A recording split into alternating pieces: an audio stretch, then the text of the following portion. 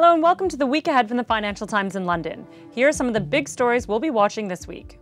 Hillary Clinton and Donald Trump go head-to-head in the final US presidential election debate. We'll get some insight into the impact of the Brexit vote and the falling pound when UK inflation figures for September are released. And after a difficult year for the mining company, BHP Billiton is set for its UK annual shareholder meeting. So let's start in the US, where the stage is set for the final showdown between the Democrat and Republican presidential candidates. The third debate between Hillary Clinton and Donald Trump takes place on Wednesday in Las Vegas. Mr. Trump, a former reality TV star, has been reeling since the release of a 2005 tape that shows him bragging about sexually assaulting women. This has prompted a flood of defections from Republican officials, to which Mr. Trump has responded by attacking his party's leadership, including Paul Ryan, the nation's highest-ranking Republican, who has said he will no longer defend or campaign with Mr. Trump. Mrs. Clinton led Mr. Trump by double digits in a number of national polls last week and will be looking to solidify that lead with a solid performance in the final debate. The rhetoric between the candidates has become increasingly aggressive, with Mr. Trump even threatening to jail Mrs. Clinton if he wins. But there was one moment of respite in the second debate when the two candidates were asked to say something nice about each other. Here's a look at how they responded. Look, I respect his children. His children are incredibly able and devoted, and I think that says a lot about Donald. I don't agree with nearly anything else he says or does, but I do respect that. I do disagree with her judgment in many cases. But she does fight hard, and she doesn't quit, and she doesn't give up, and I consider that to be a very good trait. Now to the UK economy, where every bit of data that comes out is heavily scrutinized as investors and consumers try to understand the impact of the country's June vote to leave the EU.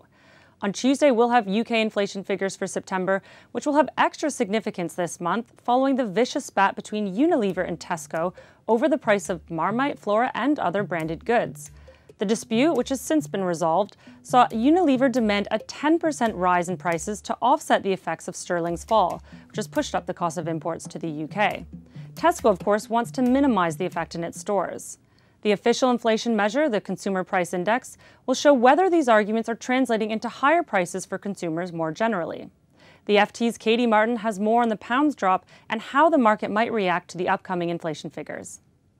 Sterling has had a really rough week. It's not been easy ever since the EU referendum, but this week the currency hit its lowest level on a trade-weighted basis for 168 years. We are clearly in uncharted territory at this point, and it's finally hitting people in the pockets.